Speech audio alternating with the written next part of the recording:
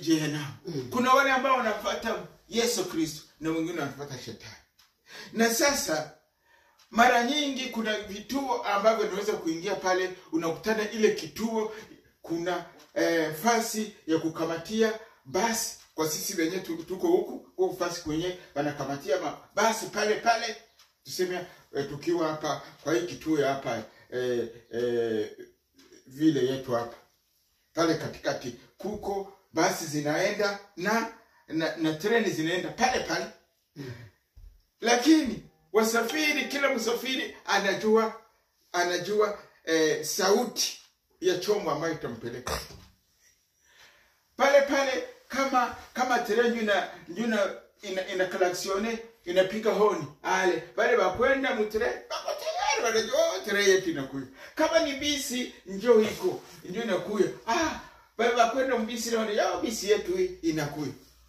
Na njoo iko katika safari ya kwenda mbinguni. Usishangae wakati unaona watu wanahubiriwa hawapendi kusikia. Wale watu wanajua kwenye wanaenda, mioyo yao inawapeleka kule kwenye wanaenda. Na Biblia inasema hivi, wanatiwa mioyo migumu, waamini uongo, wasije wakatubu wakaokoka, kwa sababu walikataa ukweli.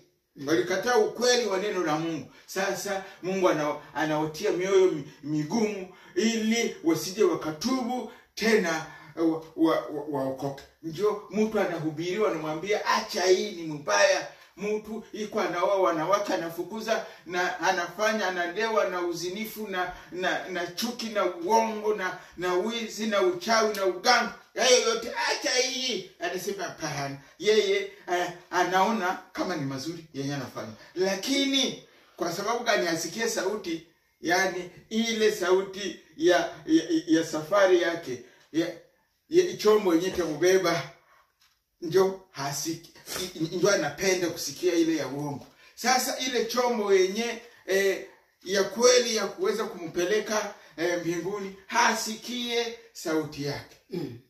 Na ndivyo ilivyo siku hizi ambazo tunaishi.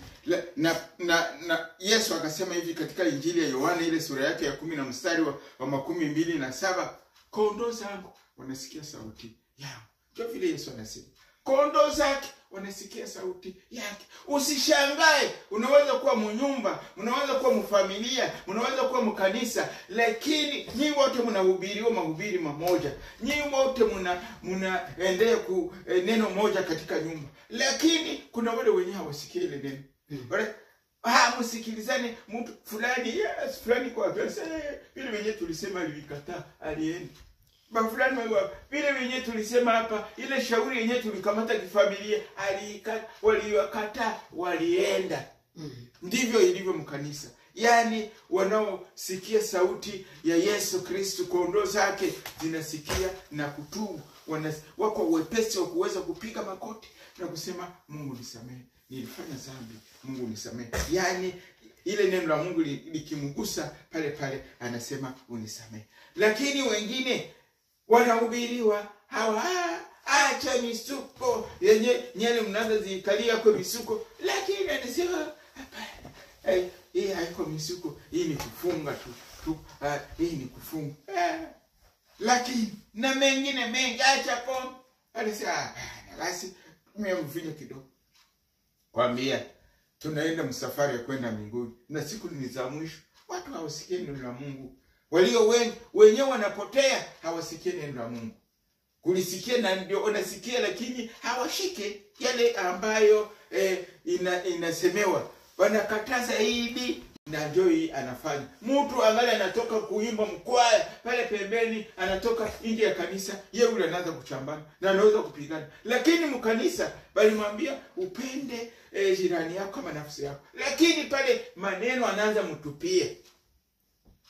Mungu atusamehe na tuwezeshe kwa safari ya kwenda mbinguni. Tunataka kuomba Mungu. Yani katika safari ya kwenda mbinguni kuna vikundi viwili. Na kikundi kimoja ambacho kinaenda kwa Yesu kinasikia sauti ya Mungu. Kinasikia neno la Mungu. Ndio kondoo zake wanamsikia, ndio anasema. Na ile nyingine kikundi hawajali. Mioyo inakuwa migumu, hawapendi kusikia. ila tunataka kuomba kwa